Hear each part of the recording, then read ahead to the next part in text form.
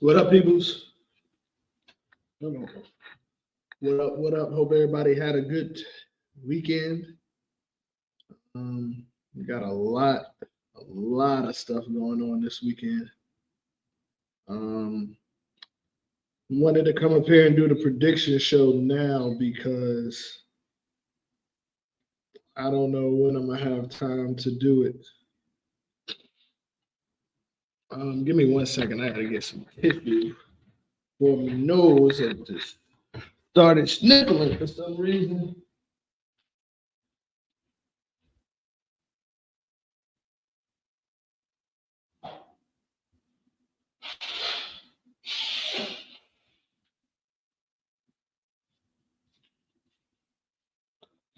We back, baby. We back. Hope everybody. But yeah, what's going on?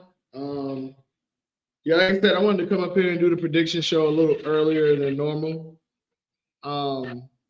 Reason why is because got a lot of stuff going on this weekend. Me and KC got our belt match. I'm hoping Friday in Augusta. The Outsiders have their team rankings match. Saturday morning in North Augusta.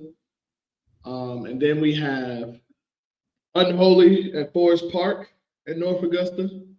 Unholy that Miss Joan and Ty is throwing at Forest Park Saturday evening. And then we have the tour stop Sunday at Lilburn. So the tour stop is this Sunday. We also got we'll talk about our team rankings match against Southern Asylum. We'll also talk about the highly anticipated Bad Intentions versus Southern Asylum team rankings match. That is going to be good.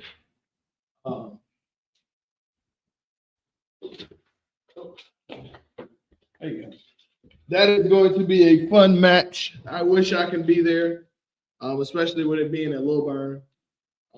Hi, y'all. Hi, kids. Do you like violence? But yeah, we're going to see if that Bad Intentions Southern Asylum. Hey, I think they bowl at 12 at Lilburn, and we bowl at 10. So at least I'll definitely be live.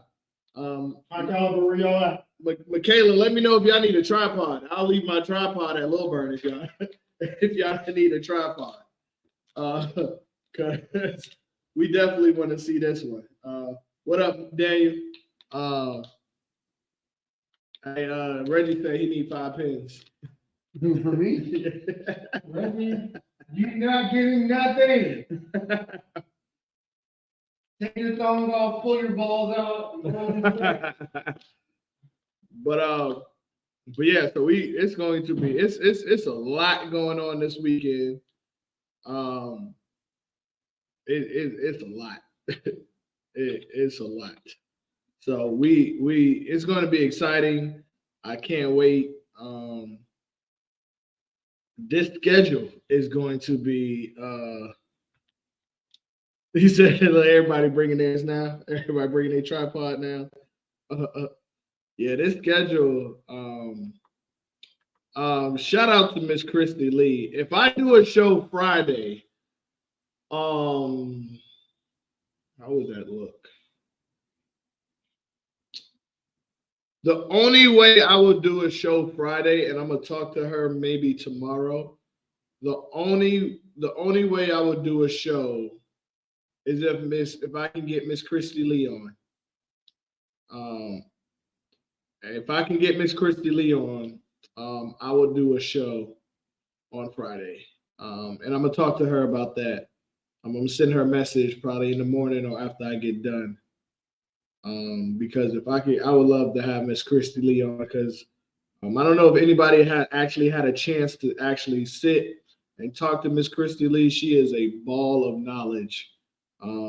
She's been in the part of the UBA for a long time. She actually helps with the rules. She helps. She's in the rooms that we have questions about, and she can a lot of the what if questions she can help answer to give Ray a break from time to time. But I really I like Miss Christy Lee. She's came here and she has done a great job as the DM. A lot of a lot of um, a lot of people who have seen do this job have been stressed out. And Miss Christy Lee, she came in and took over like she's been here for a while.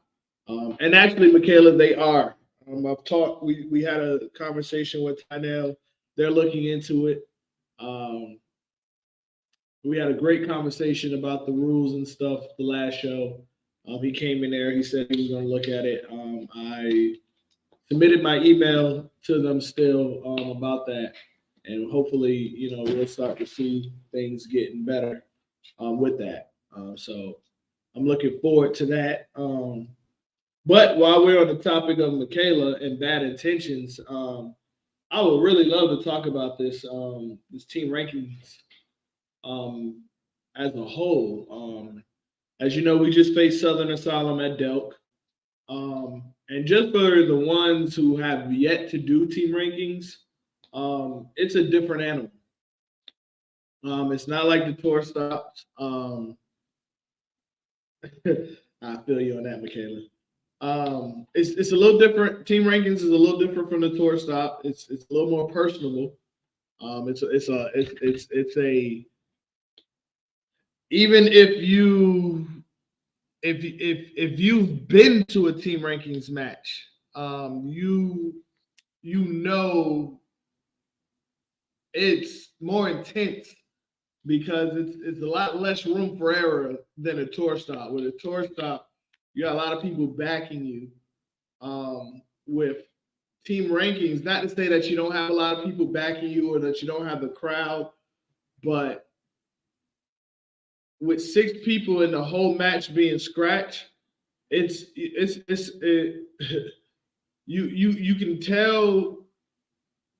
can tell the handicap bowlers who are relying on handicap, like you have no help. It's you and your scores. So like all you people who, let me change that wording. All you bowlers who like to say, "Oh, I get sticks," or "Oh, I can bust out with 279 every now and then." You know how y'all talk. "Oh, I can bust out for this type of score every now and then." Like team rankings is when they're looking for you to bust out that score, and there's no hiding behind it because it's all scratch. Like you can get away with bowling average at a tour stop because you get 20 sticks. Everybody gets sticks unless you average 240 and above or 239 and above. But when you are bowling team rankings, it is a totally different monster. It is more personable. It's lonely. Like I tell people, the hardest part of bowling UBA is not the trash talk, it's not the noise. The hardest part of bowling UBA is what up, Kay? What up, Cuzzo? The hardest part about bowling UBA is when everybody around you is striking and you're still trying to figure it out. That's the hardest part of the UBA because everybody's going to be striking. So when you're doing team rankings, you have to strike and strike early. And as Daniel saw, and he was in the lineup against us.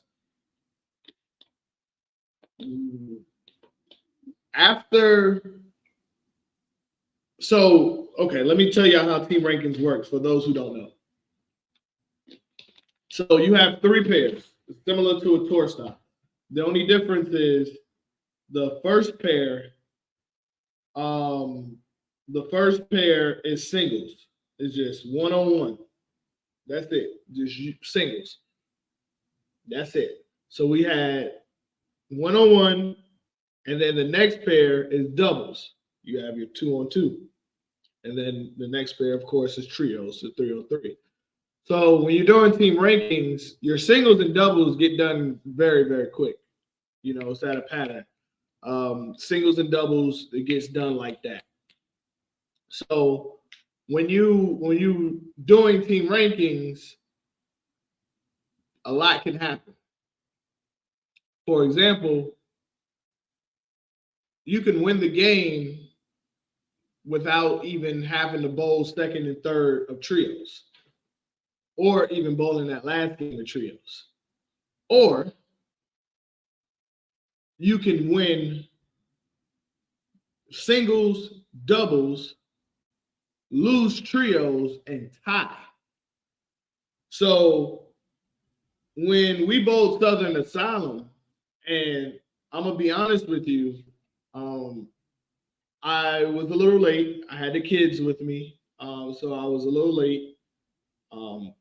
And we started off.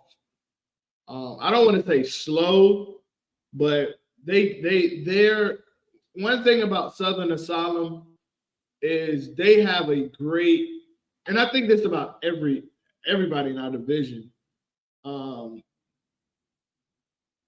except for, and I'm only saying this because I don't know. The two teams that I don't know about their scratch squad is the Ones and Bad Intentions. I just don't know them guys that well. Don't know their scratch squad that well. And the Southern, no, and the them three. So Southern Listics, Bad Intentions, and the Ones. I really don't know their scratch squad, but everybody else has a solid scratch squad. So Southern Asylum has a good scratch squad. So they had Donnie Smith, they had Alejandro, and they had LeVar Minor, and they bowled great.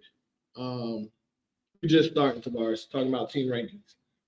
So they bowled great. So out the gate, when trios was done. No. When the first game of trios was done, we were down 18-4. First singles was done, doubles was done, and then singles and doubles got done right around where trios first game ended. So that just to give you an idea, that's how fast everything be flowing. So singles and doubles was done, and we still had 2 more games left to go in trios. Now, if they would have took one more game of those trios, it was a very, very close to being a tie. So our trios pair was EK, Jump, and Dwanye. Let me tell you something. EK right now is On fire. Yeah. EK right now is Team Rankings Player of the Year. I don't care what nobody said. Like EK is bowling out of his mind right now. So EK right now is our Team Rankings Player of the fucking Year. So our trios has been lighting it up. So they saved us. Because like I said, it was 18-4 at the end of the game. And him, Dwanye, and Jump was the saving grace. Because without them and what they did, they were able to sweep their pair. And I think they ended up winning totals by over 200 pins. And that alone, that did it for us right there. We didn't have, I don't want to say we didn't have a great showing on singles and doubles because we bowled well. But Alejandro bowled very good. Donnie Smith, as usual, bowled very good. And then, we had Terry. He had some struggles. Greg Black was solid. Demetrius was solid. He still shot very high. I think he shot like 740, something like that. But our trios pair saved the day to keep us at 3. So with Southern Asylum losing, I don't think they lost their spot. They're still at 6. So that gave Bad Intentions to call up. And I knew they were going to call up Southern Asylum. And that matchup is going to be fun to watch. For those of you who don't know, they had word after their scrimmage. Southern Asylum kind of got upset with them because they were going around bragging and I guess they were showboating after they beat them in a scrimmage, apparently, or whatever the case was.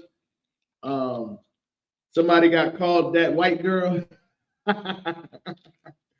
And apparently a phone call was made.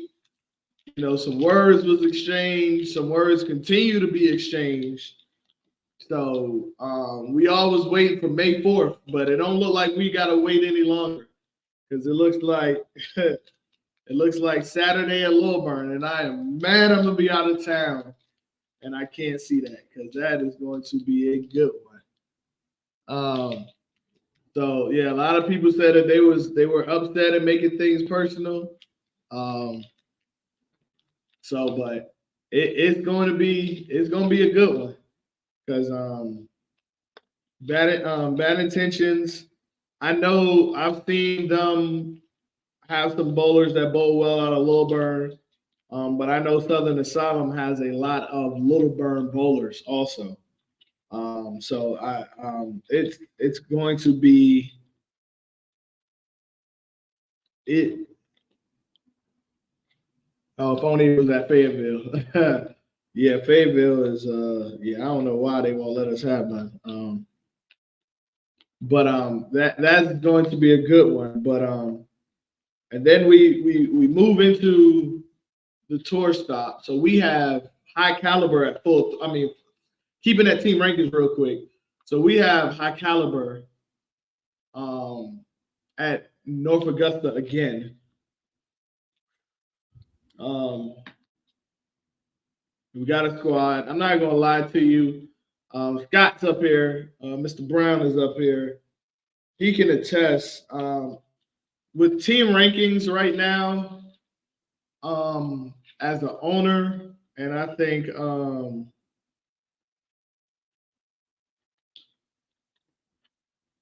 trying to put this into words, but as an owner, it's tough with all these tournaments that's happening. Team rankings has to be done every 2 to 3 weeks. And then when we have tournaments back to back to back to back to back, oh, y'all will be at, oh, wow, okay. Okay, ours is at 10 a.m. So, and y'all's are at 2 p.m. Okay. So, yeah, we, with all these tournaments being back to back to back to back, it is very difficult to book people for these team rankings matches. And being the fact that we are 3rd and we keep flirting with 2 to play the number 1 team is tough. But as an owner, I am blessed. I am blessed to have people like EK, Dewanye, Daryl Fields, Casey, Don Jimenez, now Jacob, who else? Furby, Romo, Jump now. I'm fortunate to have these guys to step up when those guys can't make it, because you got to put it in perspective like this. If I'm Demetrius, am I doing the same thing? Yes. If I'm Greg Black, am I doing the same thing? Yes. Demetrius has won the last 4 or 5 tournaments at Forest Park. So if that's me, there's not a chance I'm missing that. So I definitely understand. Like that is not Yeah, that it's not even an option. So I'm not even can't even be mad at it. You know what I'm saying? Because I can't give him the money that he'll make there. You know what I'm saying? So I can't be mad at it. You just have to have your other team step up. And a lot of people, get on having a big roster, and a lot of people. I heard conversations before of people thinking, "Oh man, we keep adding people to the team," and people getting added to the team because you need the bodies. People don't want to, things come up like Ty got a tournament, a 2-day tournament on the 16th and 17th. People want to bowl it to try to win that money. You can't. You gotta you gotta take the good and the bad, but then you have to have people to step up in those places, man. Um, you have to get people to step up in those situations. Like there's no other way. Because it's hard to tell one of your main bowlers not to bowl a tournament that every time there's a tournament there, he's winning and winning handedly. Like that man is a monster. Like I'm about to shoot. And then be honest with you, it get to the point where if it is a big tournament and he not there, I'm asking why. Like what you need. Here's the entry fee. Like because you're doing that well. Like you need to be in it. Like you need to support your bowlers that way. Like at the end of the day, if you take the UBA serious, and Demetrius took the UBA serious last year, and he got his average as one of the top 3 averages, and people started really knowing his name more than what they already did, and he's getting the notoriety, and I'm extremely happy for him, and we already know Greg Black is just a walking legend, so we definitely can't get mad when those bowlers like that. Because I'm gonna be honest with you, if I bowl that well, I'll be at everything. Like you couldn't like. Hey, I'm not gonna lie to you. So, but team rankings this weekend will be fun. Um, Especially that bad intentions. My bad, y'all. Looking at my scout trying to pick something up. But especially that team rankings match with bad intentions in Southern Assam. Man, but But yeah, Michaela, I'm gonna leave my tripod at the front desk, or have Jacob leave a tripod at the front desk, just so y'all have one there, or tell Rob to, grab Rob's out the out the pro shop. But yeah, so going into the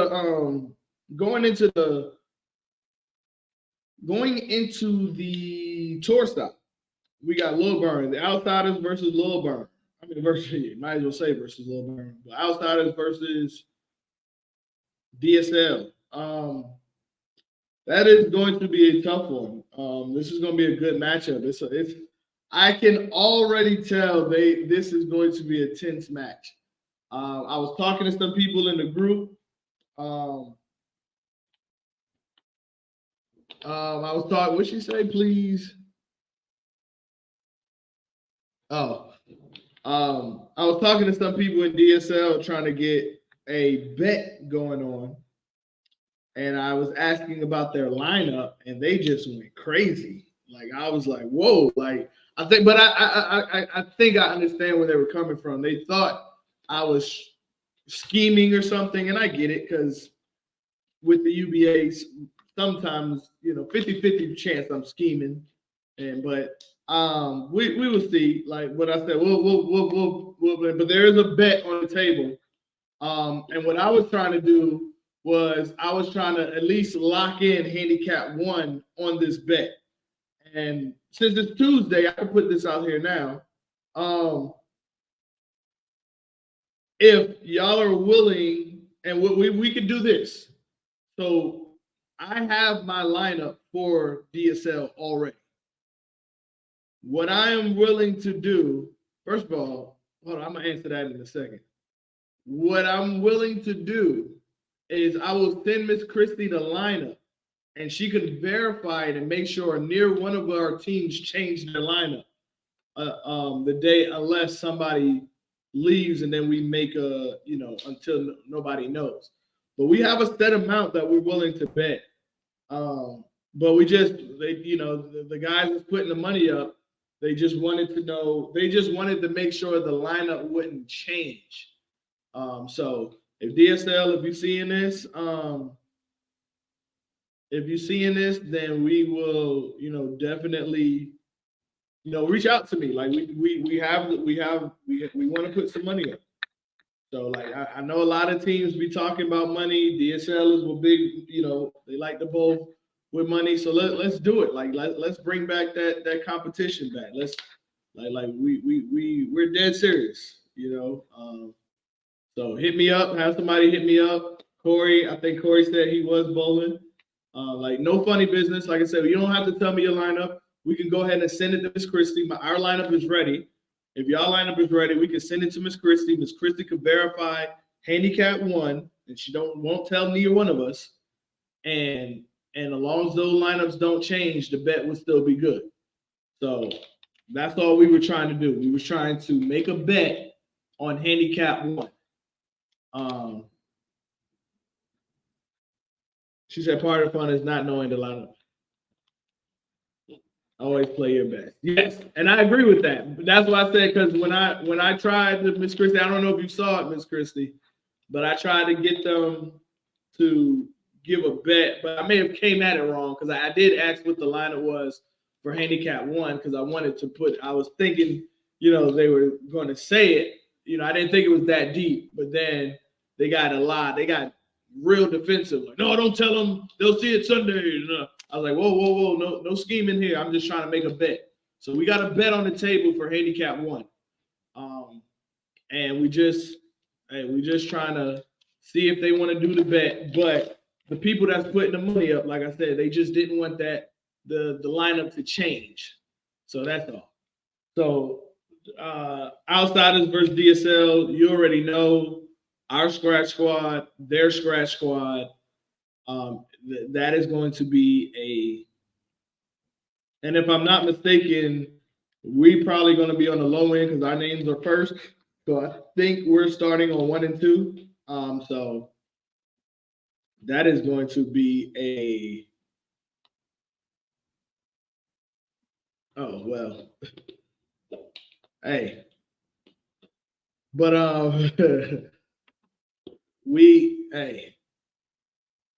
the money we trying to put money in.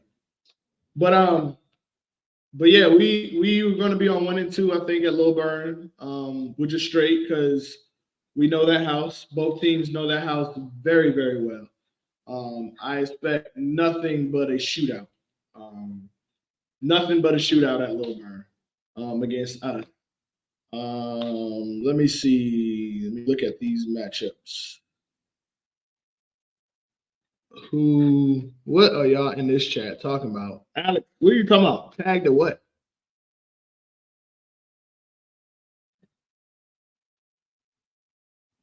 Ooh, we not using 1. We not using 1 and 2. Ooh, we started on 3 and 4.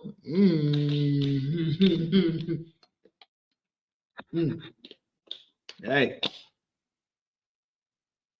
hold up. Who doing an action match in the chat? What's going on? I ain't been. Hold on. Oh, it's Christy Lee. Why I got you in here? I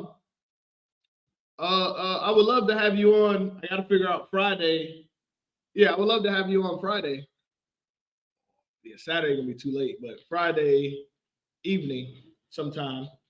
I would love to have you on the chat, and I think it's long overdue. I wanted to do it. I know I was going through a little stuff with this accident that we was in, but I would love to have you on Friday. I'm gonna reach out to you. I'm gonna shoot you a message after this, so we could set that up if you're not busy. But want to do that soon.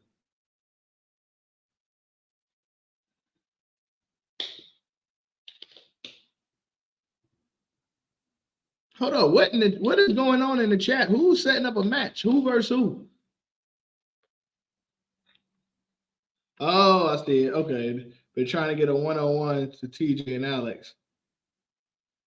Yeah, Michaela, I don't I don't get it no more. People scared to bowl each other, people scared to look bad. I don't get it. I don't get it. But yeah, we had the Outsiders and Dirty South. So we got Top Shelf and striking results. I First of all, real quick, Michaela, Lilburn would be the perfect house for them to do this at because none of them bowl, near one of them bowl at Lilburn. I think Lilburn would be the perfect house for them to do this. But no, I don't think nobody wants to see the 7-pin bowl. Nobody wants to see that. But y'all let us know how that ends up. But next match we got Top Shelf Stunners and striking results. Striking results. Y'all are not gonna like what I'm about to say. Y'all not like because I don't like what I'm about to say. But let me see who's there next. Striking results next opponents. Position round, bad intentions, Southern Listics, DSL. And they got DSL at Weststop. Ooh. Y'all not gonna like what I'm about to say, but striking results might win this division.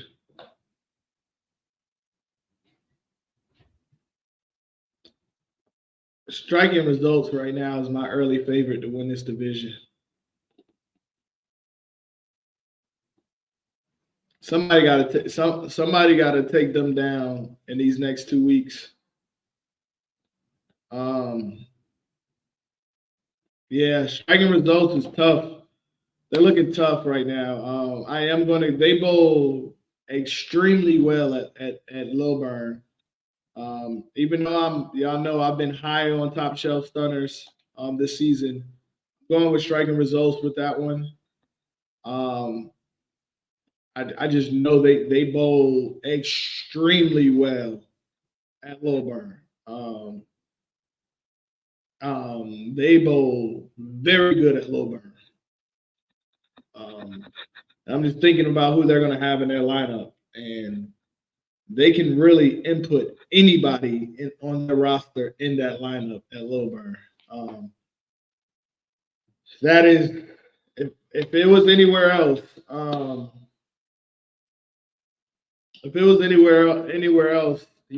Top Shelf. But at Lilburn, I got to go with striking results.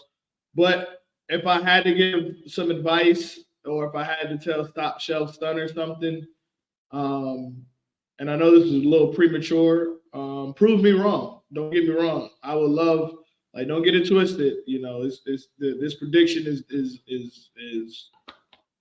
coming from the heart.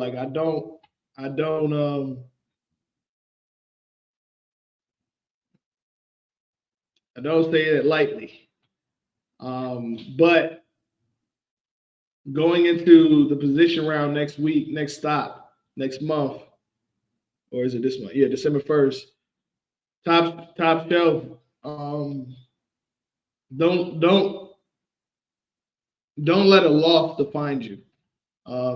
Season started good. You're on a high note. A loss does not make or break your season. A loss early doesn't make or break your season. You had a good start. You see where your team is. If you had big wins against new teams, which 2 other people in the district couldn't beat new teams, that y'all were able to do that. and you have your third new team, which is really not a new team. Don't let it make or break. Don't let these next two stops make or break your season. Continue to beat the teams that you're supposed to beat, and then give the teams that are supposedly even or better, give them hell, and let the pins fall where they may. Continue to be competitive as y'all are, and I think y'all will be fine.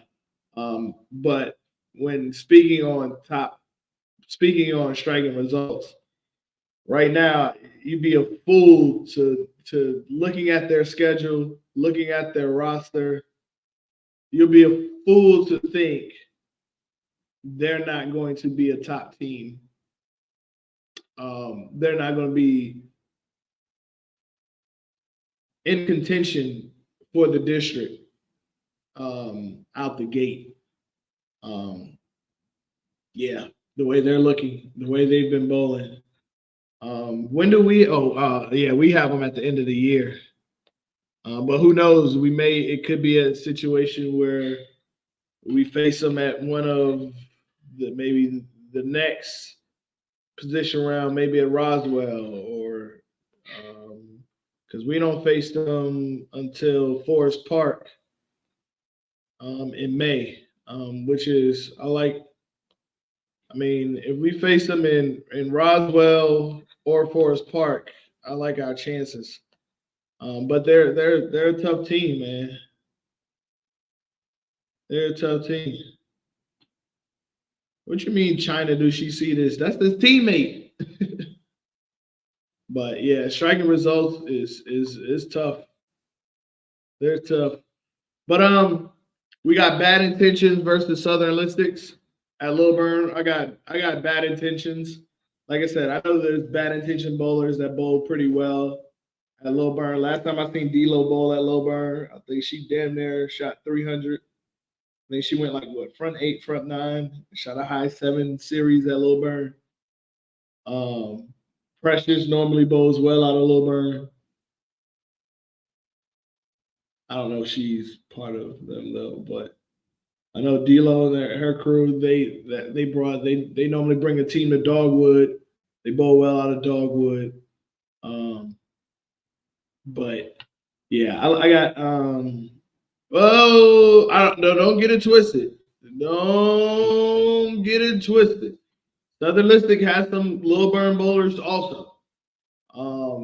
Darren, um, Darren Weasel, Christina, bowls well out of Lilburn.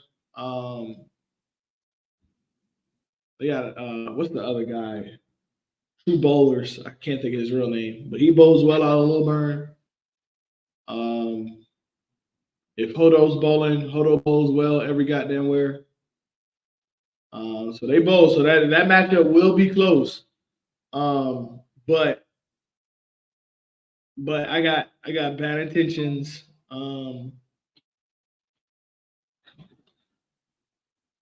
Eh, yeah.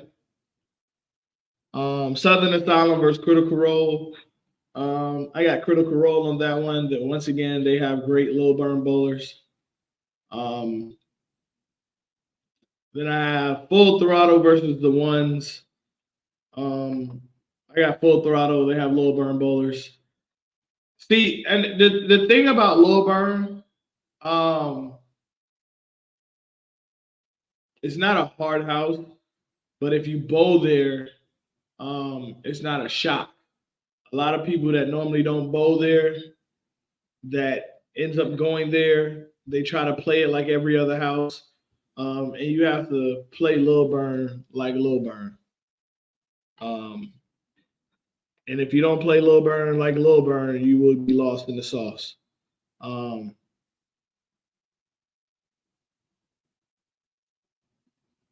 Hold up. What? Hold up. He picked he picked against his own team? Is that what you're saying, Corey?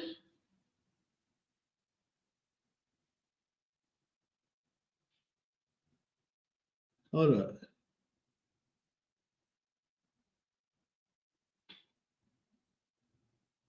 Hold up, Corey. What you saying? I'm not understanding it.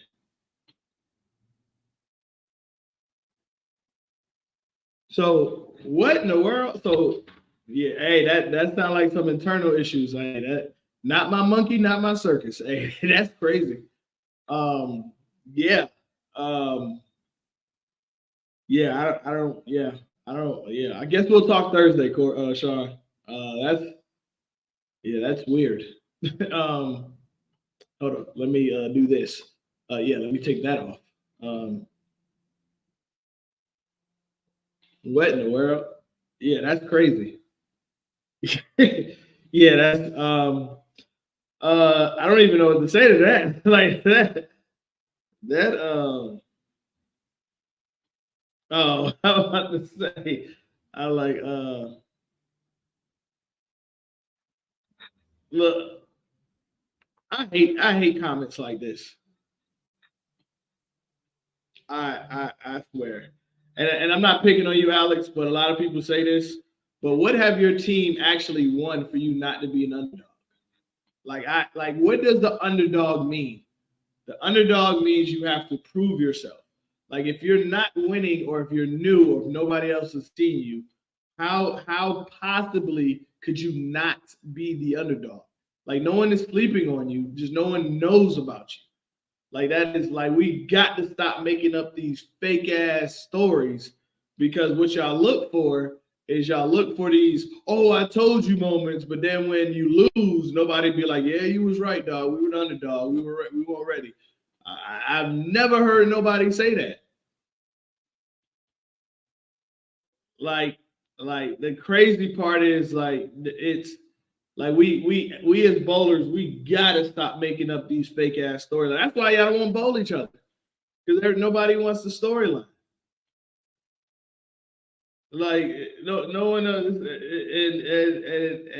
like yo, you cannot be an underdog if you haven't won anything, or if you haven't gotten nowhere, or if you or nobody knows you. Like I keep telling y'all, stop trying to bowl for Georgia. Stop, stop trying to like you have to look past the outsiders. You have to look past ESL. You have to look past Critical Role. And as bad intentions, they were the first team to actually bowl Bufu. Top shelf stunners, they got to bowl Savages. Like you're gonna see the difference when they bowl these teams. Um, I don't know, Michaela. You can speak on it a little bit on the experience bowling Bufu. Well, Michaela, you're a little bit difficult because you were on the outsider, so you actually got to bowl against these other teams in these other divisions, so you know exactly what I'm talking about. Um, but a lot of these teams they just be looking at beating the outsiders or beating us, and this is like, dog, we trying to win the division.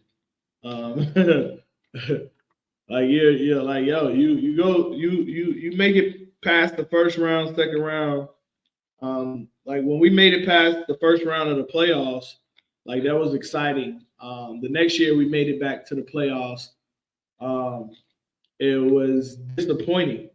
It was disappointing because um, we should have made it to the second day. Like we knew what it took, and we just did not do. We just didn't execute. So it was tough emotionally. Um, yeah, I don't like you're oops, not this one, but you're begging for it. What you want us to talk about, James? Because trying to see where you're going with all of this. Um, um, y'all two, Alex and Jade, is hilarious. But yeah, that I mean, yeah, they had a tie. Yeah,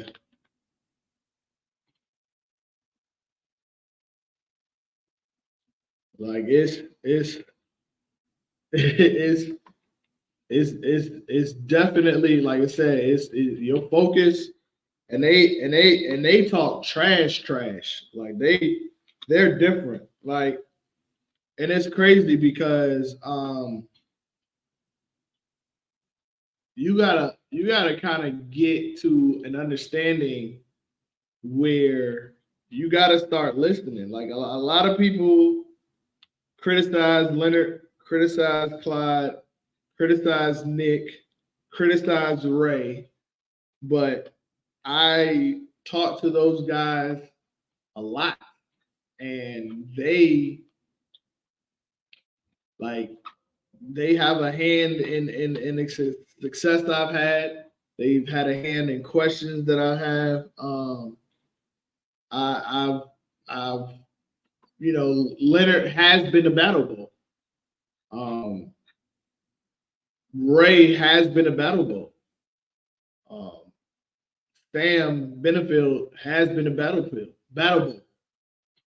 So like when I talk to these guys and I'm asking them about how they structure their teams, how they structure their lineups, how they're like, what I'm doing is not made up. I'm following a blueprint of these teams that already have been there. So last season, when we faced um, when we faced when we faced who we faced in the playoffs, Leonard, I forgot. Disorderly conduct. When we faced disorderly conduct, Ray is stupid. When we faced disorderly conduct in the playoffs, probably 80% of the polls were going against us. And it wasn't that I thought we were being slept on. It's I needed to know who my competition was. So I went and I asked. I said, yo, what is like why is like who is the like what? They was like, first thing they said is they've been a battle ball before. Okay. All right. No jokes. Time to get serious. The reason why it's time to get serious, because they've been already where I'm trying to go. They already got the blueprint on how to get there. I'm trying to figure out the blueprint. So first thing I heard was they talk a lot. It's a lot of trash talk. So, which was first of all bad information. Like they don't trash talk. Number one, no, they don't. They don't trash talk. No, it is not trash talk. They do. That's what threw me off because I was prepared for a trash talking battle. What they do is, I don't know if anybody's ever been to a softball game, a ladies softball game. They have chants. They have chants for every single situation. If you leave a 10 pin, they have a chant. If you leave a 4 pin, they have a chant. If you leave a 7 pin, they have a chant. If you split, they have a chant. If you miss a single pin, they have a chant. If you miss a 10 pin, they have a chant. If you gutter, of course, everybody has a chant. If they strike, they have a chant. If they have a individual chant for every single bowler in their lineup. Their trash talking is different than anybody I've ever faced because they don't give a damn what you say. You're not going to stop their chant for whatever happens. And it will throw you off the first time you. So while they were chanting, I'm sitting in my head making up chants to counteract their chants. And then it kind of threw us off because we wasn't prepared for that. Now, if somebody would have told me that they had chants like that and explained it like that, I would have came with a book of chants. Yeah, Ray. Sit down, take notes. What was the other one, Nick, with the 10 pin? Yeah, get in the corner. Take notes. You left the corner pin. Now sit there and think about it. Like they had it for everything. Like, and then you wasn't stopping. Like they had a group of people that chant. If the dude's name was Joe Smo and he stuck, Joe Smo, way to go. You struck. Let's go. Like they had it for everybody. And it was crazy. So they had a system and it works because and Michaela, it it was no joke. If I'm lying, I'm flying. Like they had a chant for everything. Like it was crazy. So it threw you off a little bit. And if you're not prepared for it or you don't know, like teams like that blueprint work because you can't distract them because no matter what happened, this is what we're saying. If he strikes, this is what we saying. If Garland strikes, this is what we saying. If Martrell strikes, this is what we're saying. If the opponent misses, this is what we're saying. Every single time, no matter what. They got people in the back that just do that. And it's brilliant. It's brilliant because it's so hard to counteract that. Yeah, Miss Jones did tell me about that. See, Garland said we came across them for team rankings. If you can't block it out, it will get under your skin. If you strike a lot, their chance won't work. But and then the thing is, you are not interrupting their chance. Oh shit, Ray, you are, you are, you are. Hey, hey, Ray. Hey, Ray, you, you, hey, hey, Ray. Hey, you a savage on that one, Ray. Hey, Ray a savage for that one. But yeah, their lefties are tough. But like I said, if but I'll tell you what though, we had a pair that did sweep their pair, and they bowl. Don't get it twisted. They can bowl. They can bowl, and they made it back to Battle Bowl. They made it back to Battle Bowl this year. So their blueprint works, and that's the type of stuff that I'm talking about. Like y'all really like. There's these events that's out here that y'all need to go to these events. Y'all need to go and see these other teams. Because like you have to understand it is a different. It is very different. And they know about you. Like, don't get it twisted. They know a little bit about you.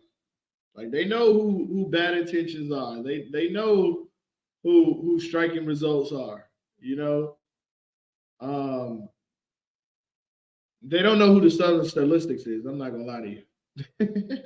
They don't know y'all.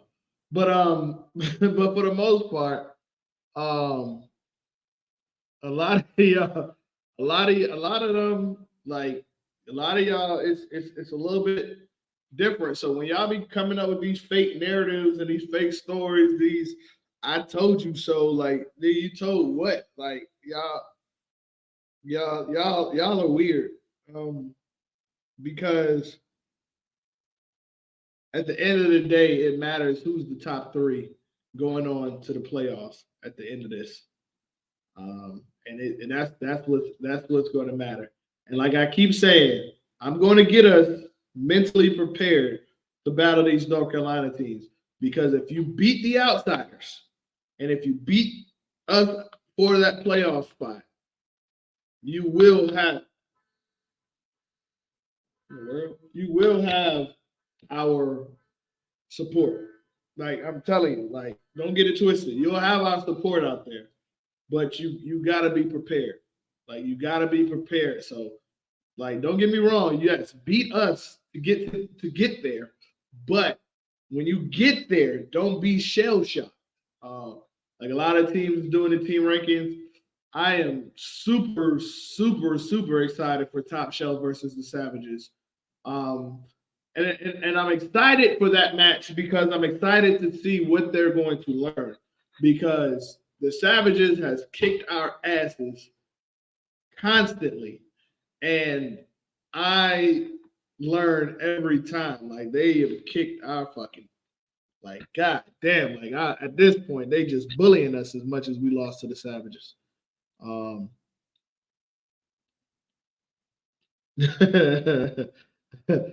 that wasn't a year ago. That was 2 years ago. That was because they took them points. If it wasn't for them points, we wouldn't have been outside the playoffs. That was 2 years ago, 1 year, because they took them points.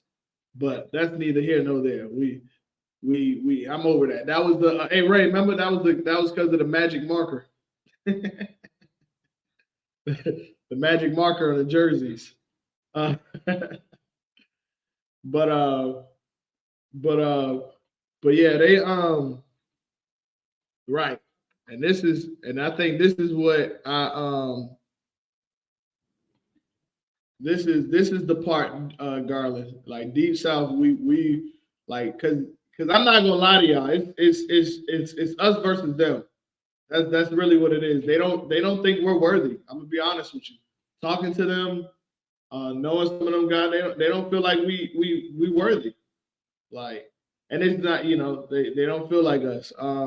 We bowled them a lot, Tavares, because we was in a division with them for 2 years.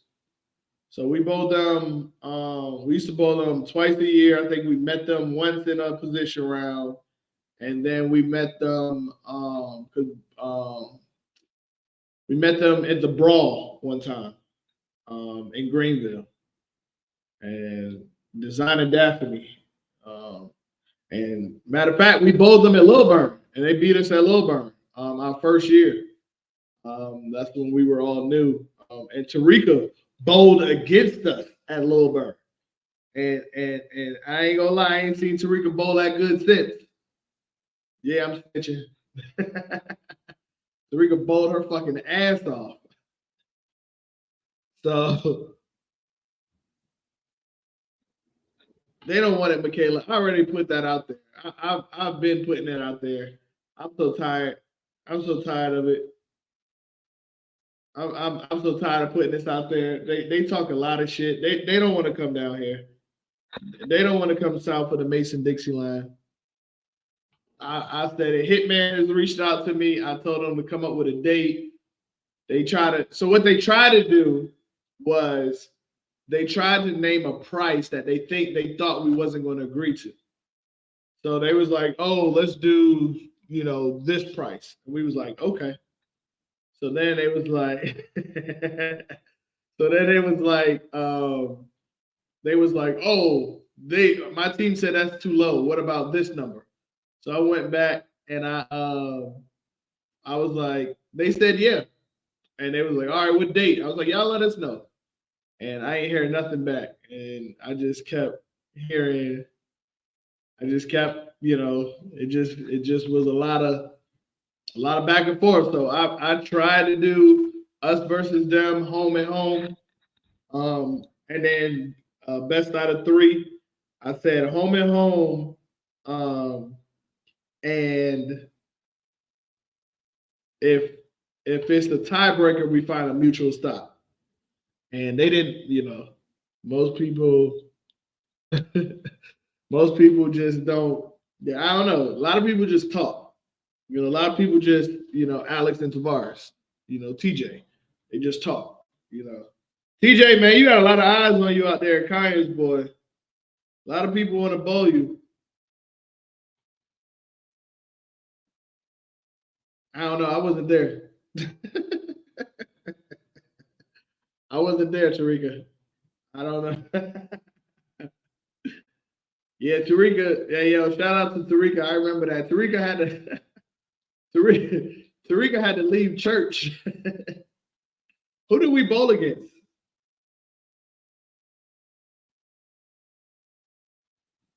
Who did we bowl against that stop when you had to do that? Because I forgot. Where was I? I was out of town.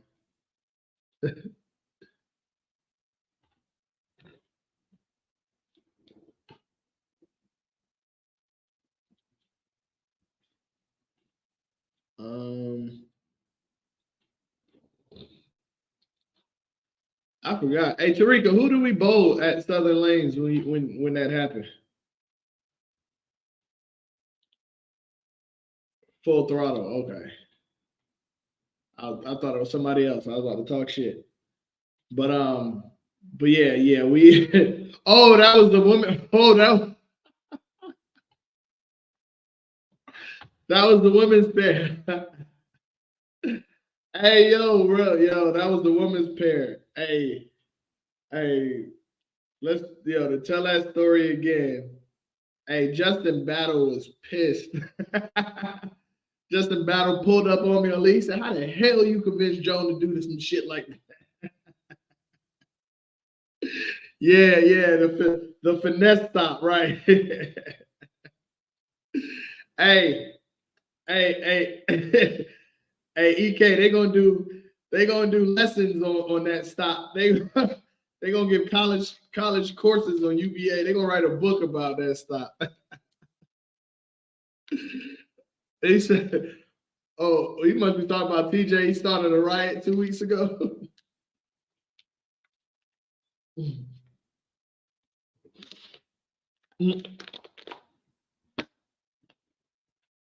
He said that.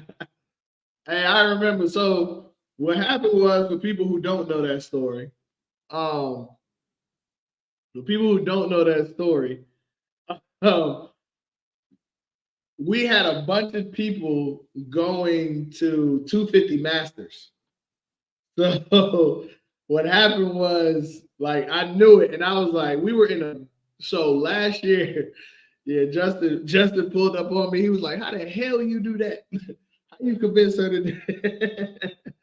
So we had a bunch of bowlers going to 250 Masters, and we were at a point in the season where we needed to win every stop, and to make the playoffs. And we just took a bad loss at Boulevard Lanes because their oil machine was broke, and they literally had the whole lane was out of bounds. It was an ugly shot. Everybody who bowled there last year and the teams, everybody remember, nobody talks about that score. Even if you won, nobody talks about those scores because it was that bad. You just say, okay, we won. Nobody talk about it. Like, so we took a bad loss where the team came from behind to beat us. It was just a grind, and it was just ugly.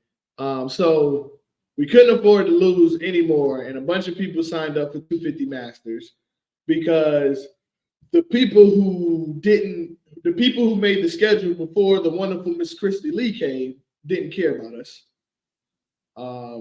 So when they bowled 250 Masters, I mean, you had Demetrius, Greg, Nick Reed. I think, if I'm not mistaken, I think JoJo and Sump bowled it too. Um, like everybody, like who was our scratch squad, they bowled 250 Masters. So I was like, well, if I can get us to do a women's pair, maybe that will give us a chance. So I went to Miss Jones. I said, and I didn't, and I'm not even gonna lie, I didn't know who they had for females. I had no idea. Never looked it up. They could have had the best females in the world. I had no idea. So I was like, hey Miss Jones, let's do a females pair. Like your females versus my females. To give the females a look. And at Southern Lanes. Like, what a better place. She was like, sure, we'll do that. Um, and I was like, all right, cool. I was like, all right, I'm gonna put my best females up. You put your best females up, and then we'll just go from there for at least one pair. And we was like, we'll do it. I think they did it on handicap one or something like that. So when I got outside, I was like, got in my car, I was like, "Whew." Oh my gosh, I was like, thank God. Because like I said, I got full faith in my females on my team. So when she agreed to that, and then I saw Justin, and it looked like Justin wanted to grab me by my collar, but he was straightening himself. He was like, "How you get Joan to agree to that?" I was like, "Agree to what?" He was like, "The women's pair." He was like, and then he just like gave me this look. It was like, I was like, man, I was like, "Hey man, I just asked." And it worked out in our favor. And I and because we had them back to back because of because of the random wheel last year, which I didn't mind the random wheel. I like the random wheel. Um, but but yeah, so that's how that happened. So that was interesting. So without that, we probably wouldn't have made the playoffs if we would have took that loss because we ended up having to beat the shit out of the Southern Asylum the last tour stop in order to make the playoffs. And if we didn't beat the shit out of Southern Asylum, we wouldn't have jumped High Caliber, who got the shit beat out of them by Critical Role. So, and High Caliber and Southern Asylum was at the top all season. And they were on that little rankings list and all of that all season. So it was SA to the last day. That's what it was. SA to the last day. That's what it was. I don't know what you're talking about. I don't know what you're talking about, Justin. But yeah, why I say it like that? Because we beat the shit out of them. I think the only thing that saved them from a 40-0 was Donnie Smith went front 10, I think it was, or front 11. I think. And Lane shot good. I think other than those two, that was it. Yeah, that was it. If it wasn't for that, they damn sure would have got. They damn sure would have got 40-0. He went front 10. So yeah, he went front 10. I think the second game. And if it wasn't for that, yeah, that would have been a dark day. But that was a little personal because they had a lot of people. They had a lot of people talking. Yeah. But it wasn't just y'all, Rich. It wasn't just y'all, because High Caliber, they threw up a mighty egg, because High Caliber still could have made it into the playoffs. Because they were ahead of us. Because don't forget, we were fourth. We were fourth going into the last match. Going into the last day of position round. Critical Role,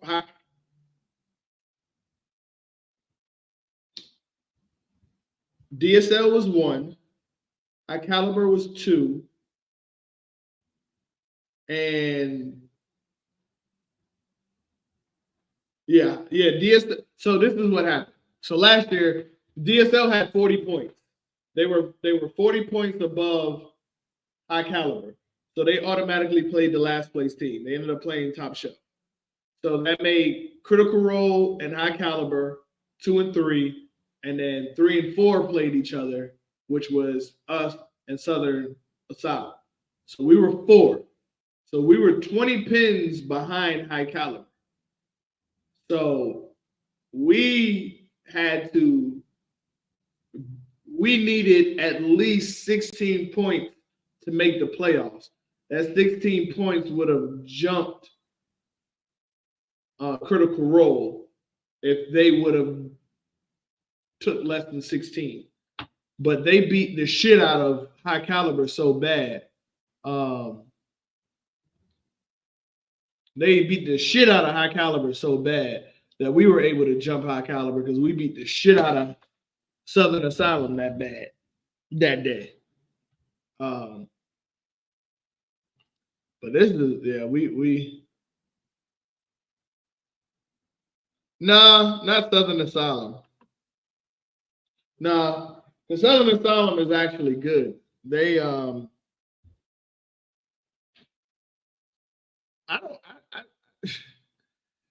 gonna be honest with you, right?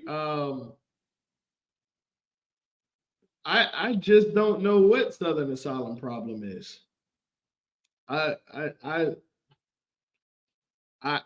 They're if being honest with you, can't really say nothing bad about them.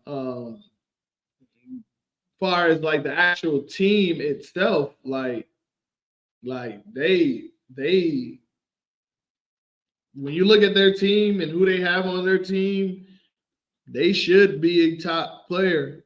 But I mean a top team. But I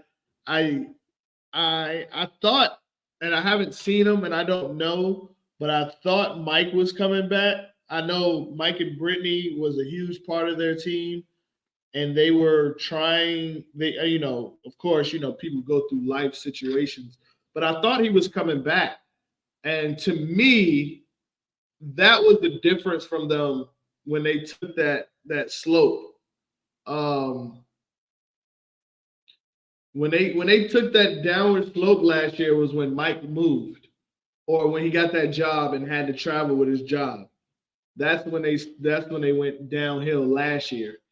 But the team that they have, Alejandro, Donnie, Chris Kayak, then you got LeVar, now you got Donnie Hubbard, and then you got Donnie Cole. You got a lot of fucking Donnies.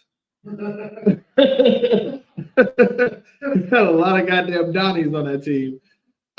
Like they have a good team. Like they're not like looking at their roster compared to our roster, like it's really neck and neck. What? When you think about it, like you got Donnie, Chris Kayak, and Alejandro. Yeah, the only one. Like you can't take anything away from Donnie Smith No. or Chris. Like that's a crazy trio. And they all lefties, ain't it? Damn, them 3 lefties too, ain't it? Like I don't know.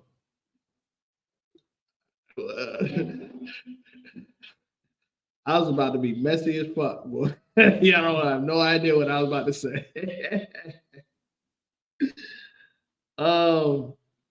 Yeah, team rankings. That was team rankings was a good match. But like I said, those names that I just called out was the difference maker. Alejandro, and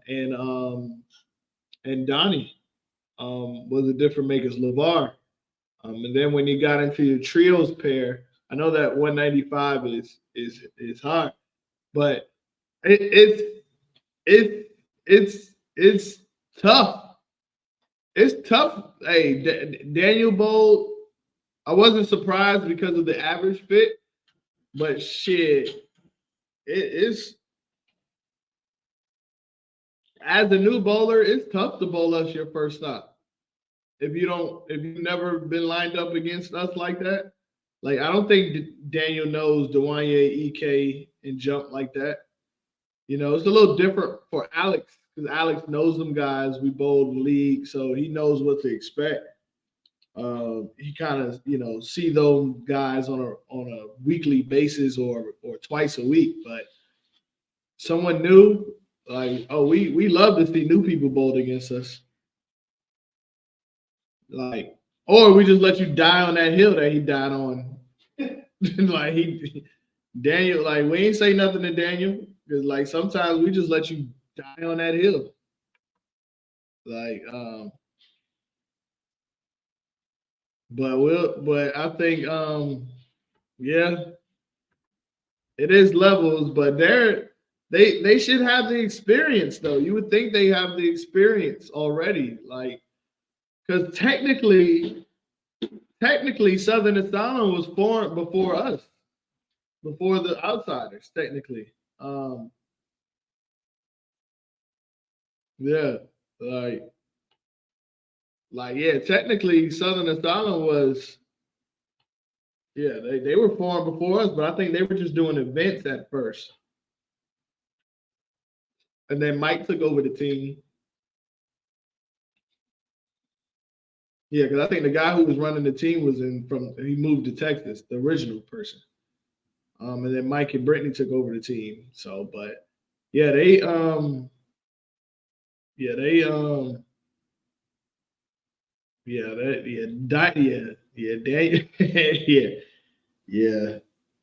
Like I said, some people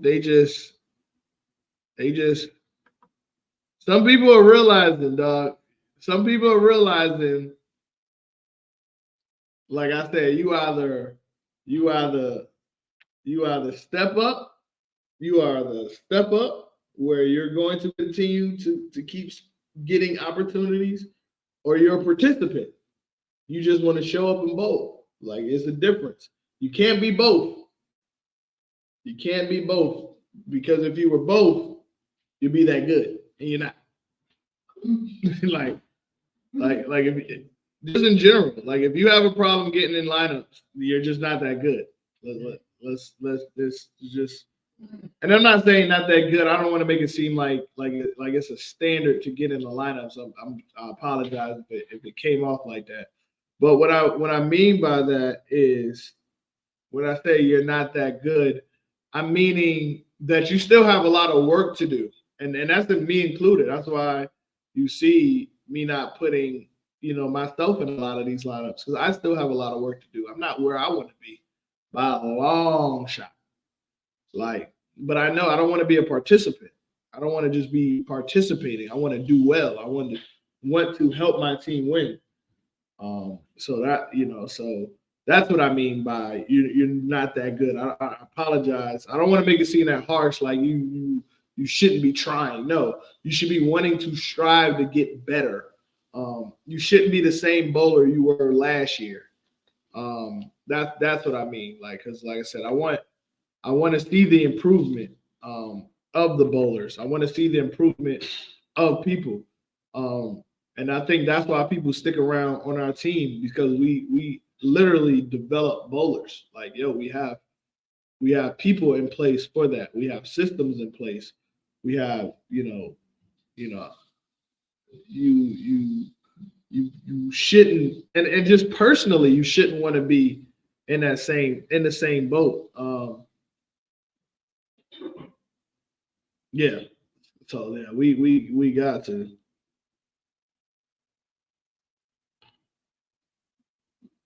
Yeah. See, he talking about on team rankings outside of TJ, our trios pair and our singles pair struggle. Doubles is what got us the win ultimately. Yeah, and like I said, we have a trios. We have a young group of bowlers, and the crazy thing is, I be telling, and Leonard will tell you, man. I tell people all the time: recruit, recruit, recruit, recruit, recruit. Um, and when I say recruit, I mean recruit for your own team. Don't be recruiting other people off of other teams. I mean, like, I ain't gonna lie. I don't want nobody like off like it's only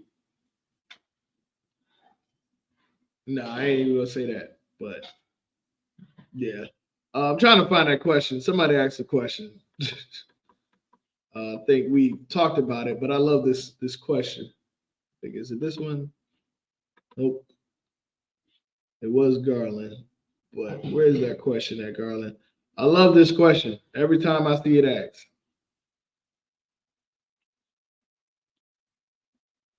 All right. Who gonna be the first team to get 40 piece?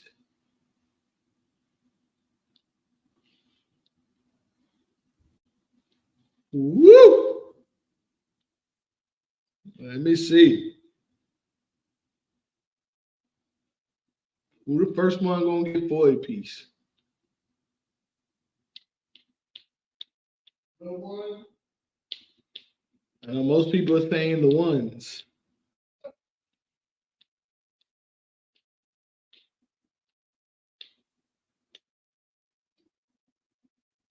Yeah, I'm with you, Scott. Like I look for people. Okay, we'll talk about it. I look for people who want to get better. Like, like, and I don't want to. How can I put this? Um, Try to figure out a way to put this because it's not just about wanting to get better. It's also about putting in the work. It's about putting in the work. It's about being coachable. It's about your attitude.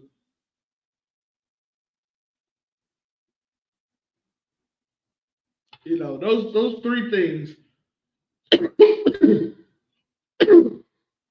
I remember when I first met when I first met Dwanye and Nick Weems, we were bowling up. What up, T-Bone?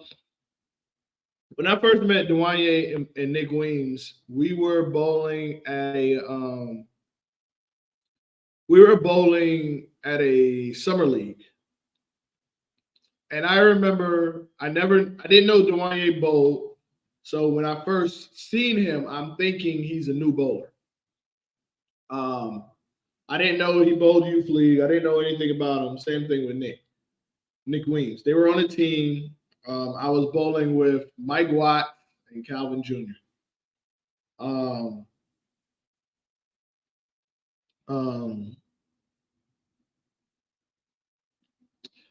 so when I saw Dwanye, it wasn't who Dwanye is now. Dwanye was recording everything. Dwanye was talking about bowling as a student. So even the conversations that we were having, I sensed and I felt and I knew he was trying to get better, and he was putting in the work on and off the lanes. So when I watching him, and also I'm watching you how you interact with your teammates. I'm watching you how you interact, with the other bowlers. I'm watching you more when you bowl bad than when you bowl good. Because I'm not gonna lie to you, I judge you based off of how bad you're bowling rather than how good you're bowling. Because attitude is everything with me. Like your attitude can bring down the team. Your attitude can uplift the team. So your attitude is always what I'm looking for when you bowl. So when I met Dwanye and Nick, I remember there was a time where there were other lanes beside us, and Dwanye was bowling pretty well, and I think Nick, I don't want to say he was bowling bad, but I think he had caught a couple of splits or something like that. Maybe a couple of bad breaks or something like that. And the way Dwanye was kind of helping Nick and coaching in that conversation and that chemistry. And then I think I watched them over the next couple of weeks over the Sundays because we bowled in the Sunday league at Austell. So I was watching them for a little bit, and then I started asking people, "Hey, you know them? Like how well, how do they conduct themselves? Stuff like that." So like it's a deep process. Like and I'm gonna be real with you, Tavares. It was the same thing with you. TJ, like we started asking questions about you, started asking around, and it was talks actually got picked up to start having conversations with you, and it was a couple of people, but people just aren't patient. People, number one, people aren't patient, and number two, people listen to dumbass rumors. It's those two. So it's the thing, and I agree with this. I want dogs. I want those who don't fold under pressure. I want those that know what they have. If they can't talk, if they can't trash talk, they let their balls work. No Diddy, right? And I agree with that. Like I like. And then when I saw EK, I believe I met EK at a tournament. And I ain't even gonna lie to you. I didn't with EK. I don't know what it was. If I'm being honest with you, because I don't even think I even asked anybody. I think the first day I met EK, I asked him to join the Outsiders. If I'm not mistaken, maybe the first or second time. I don't know if it was a vet thing. If it was like I just felt like it just and I can't even remember. I think it was the first or second time I met him. And as soon as I met him, boom, I asked him. And it wasn't like I said. You can tell or I don't know, I can. I don't know if I just got that gift or what it is, but you can tell being around people, bowlers, who is actually trying to get better or who's just talking like they want to get better. Because I'm convinced all of y'all don't want to get better. A lot of y'all like to hang on your handicap. A lot of y'all like to rely on it. That's why you look. That's why team rankings you be looking lost because you can't you don't have no handicap to back up. But I strongly do believe that with EK was one of them. Yeah, it might have been my tournament at Conyers. I can't remember. It might have been my tournament. Or it may have been a situation I've seen you before. I think I've seen you before, and then you came to my tournament and I asked you something like that. But yeah, like you can, like I'm telling you guys, like yo, you can when when somebody is looking at you, but we can tell the people that are actually trying to get better. Um, we can actually see the work you're putting in. We can it reflects the money that you put into your game, not into your equipment. Because it's easy to buy equipment, but can you put money into your game and trust the coaching that will work? Like that, like Garland. I know Garland can speak on that. You know, me, it's not a lot of people. Me, Garland, Robert, Dana, uh, Nick Reed. I'm trying to think. Just to name a few. I know we have put a lot of money into our game, and I'm not even talking about. I'm not talking about our bag. Like for me personally, I've paid for countless trainings. I've gotten. I went to clinics. I went to the USBC training center. You know, I've traveled to go to other trainers.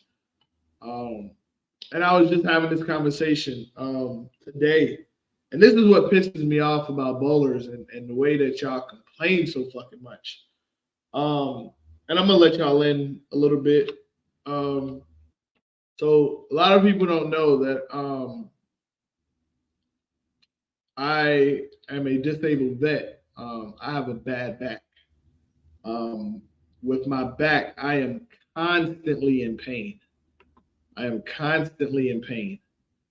But a lot of you don't know that because I don't talk about it. I live with it. I'm used to it. I know it's kind of weird. People like, how do you used to pain? You know, when you are kind of young with the problem, like how I developed mine through in the military, you kind of be programmed that pain is weakness leaving the body. You know, you kind of go with this stance that pain is temporary. Pain. Don't let pain stop you from doing what you want to do. So I'm always in pain. So a lot of times, like I have spasms while I'm bowling. Sometimes it affects me bowling, sometimes it doesn't.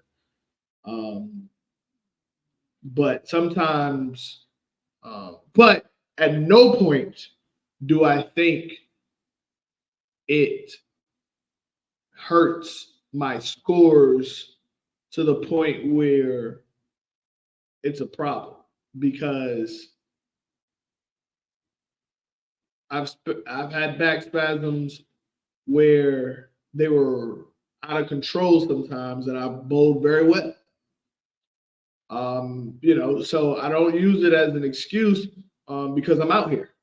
If it's that bad, I shouldn't be out here. So like no one, even my team that I bowl with, has really heard me even complain or say anything about it.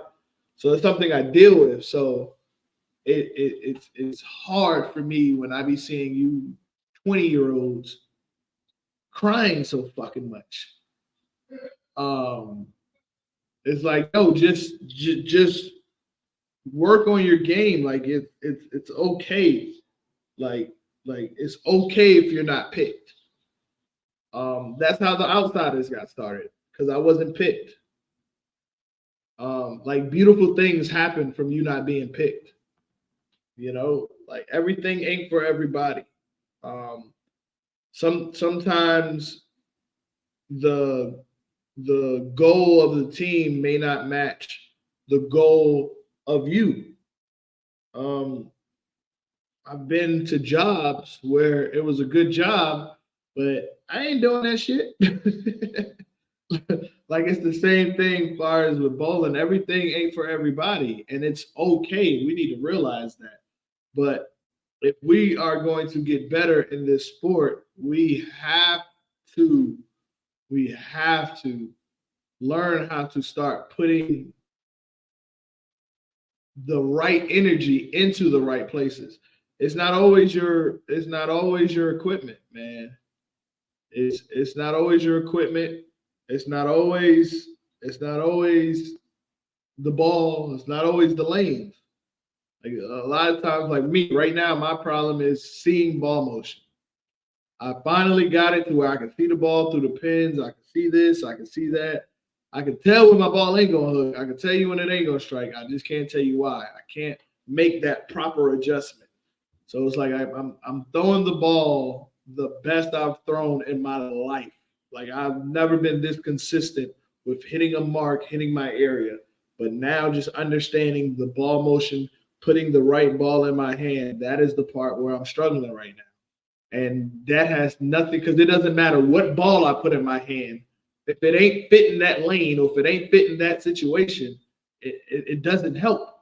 So that is something that I have to learn off of the lanes to understand. Well, not off the lanes necessarily, but that is something I have to learn constantly to see ball motion. Like I there was a point where I stopped watching PBA because my own personal reasons. It's another reason.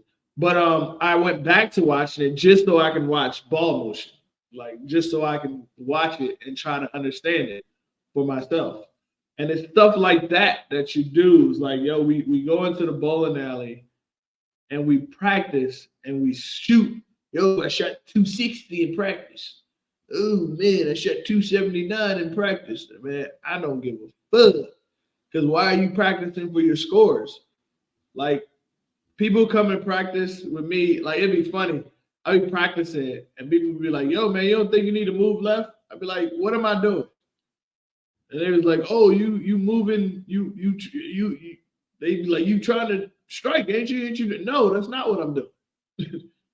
You like, I'm just playing a zone, like I'm just working on something. Like I'm working either on if the lanes is like this, can I continually hit this mark? Because when it's dry, sometimes I go early to practice. They just oil, so I can't practice dry lane. So I still move all the way left and just pretend it's dry, and I'm just trying to get it out, just practicing getting it out. Or sometimes I'll go there and I'm practicing going down and in. You just never know the situation. Um, yeah, and you don't understand it. Like it's a way you have to practice. A lot of y'all, if y'all don't follow Bowling Knowledge, his name is Joe Sawinski. He has a great book. Um, he has a great book on what to practice. He has weekly guides for practice.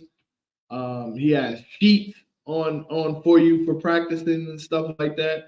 It's great when you understand what to practice. Because let's face it, some of us that came into this bowling thing that's new, like myself, like others, like we're trying to compete with bowlers that have been doing this their whole life, and we got to make it make sense. Like, yo, I can't compare myself, for example, to a Panda. Panda been living in a bowling alley since he been born.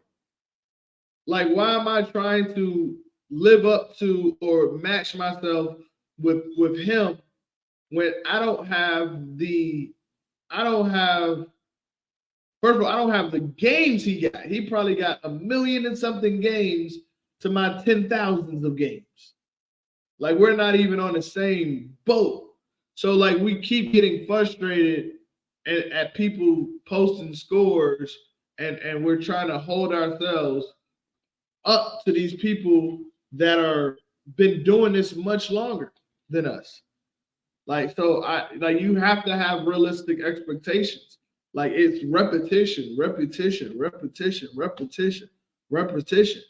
Now, don't get it twisted. Some people just have the God's gift, and that's fine. Like, I've seen it in basketball. Like, I got a buddy, and I talk about him all the time. My best friend, my right hand man. Um,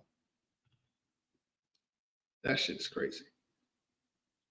My best friend, my right hand man. This motherfucker ain't never do a push up a day in his fucking life and got a 6-pack, muscles and everything. I tell him that, oh, you just started working out. I'm like, nigga, what the fuck you working out now for? So he just was born that way. You know what I'm saying? But some people just aren't. Like, some people have to work on their stuff. And you gotta understand, like, yo, if you one of them people that have to work on it, take pride in that work. Because once it gets there, once you get there, man, there's no other feeling. There's nothing. It's the best feeling in the world once you get there. But you have to put in that work, man. That work, man, it's precious, man. I was gonna say, you gotta fall in love with practice, man. You have to fall in love with practice. You have to fall in love with practicing also how to zone stuff out. Because off of UBA, even in league, like, a lot of times conversations be so good at the table, we trying to hurry up and throw a ball and strike just so we can get back to the conversation at the table. You know, like, yo, like, you like the work that you put in. Trust me, man. I remember when I shot that first 300. I watched the video and. I watched the video now and I cringe because I'm like, man, I ain't have a haircut. You could see it in my face. I was going through life. You could see, I think prior to, I think my brother had just passed, prior to my best friend had just passed, and my aunt just passed. All of that. So that was my best friend passed in July. My brother passed in August. My aunt passed in September. And then I shot my first 300 in that October. And you could see fucking my, like, I hate that. I hate the way I looked in the video. But when that last ball went through the pin deck and you see the joy in my face, like, that's the hard work. Like, that's in all of us. Like, that's the hard work. And then the people that came and congratulated me, because it was a long video, and I remember somebody commenting on it like, dang, you got a lot of love for your first one. And the love that you're going to receive from everybody is because of the hard work that everybody see you putting in. Like, trust me. Like, that's why, like, we so super proud of Jacob. Like Jacob has been putting in the work. Like, super proud of Michaela. Michaela's been putting in the work. Super proud of Garland. Garland been putting in the work. TJ been putting in the work. Jamel been out for a whole year. He tore something in his arm at work, breaking up a fight, and was out for a year. Now he's putting in that work, and he's starting to see it. You know what I'm saying? Like, there's people, Daniel, even though, Daniel, like, I've had a talk with Daniel, it was his first stop. We, let him know, hey, dog, like, this is going to happen. But I've seen him putting in the work. You know what I'm saying? Like, trust me, y'all, keep putting in the work. Keep the practicing. Like, I'm big on practice. I am big on practice. I think two things: practice cures all, and winning cures all. And you can't win without practice. Like, you gotta love the dirt in order to get clean. I'm telling you. Like at some point, the showers actually feel good. Yeah. So you like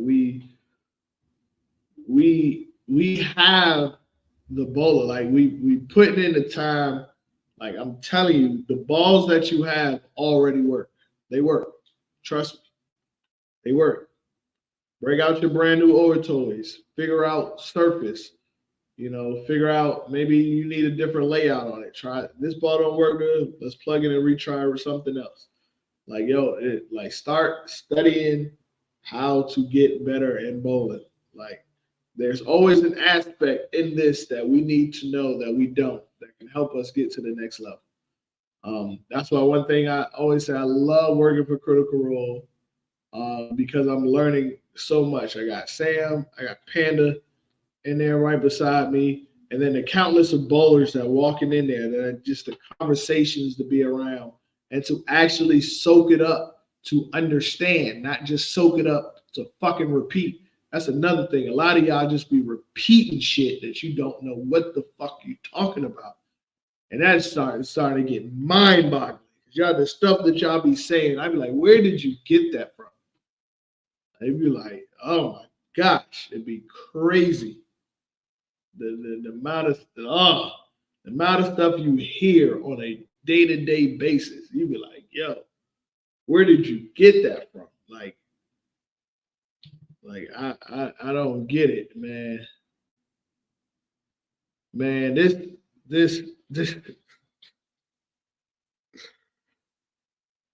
oh my gosh. My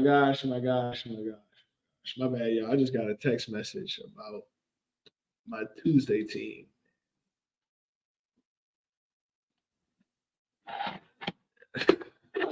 I'm gonna go ahead and end on that note because I gotta figure something out with yeah. I'm gonna go ahead and because I saw that coming.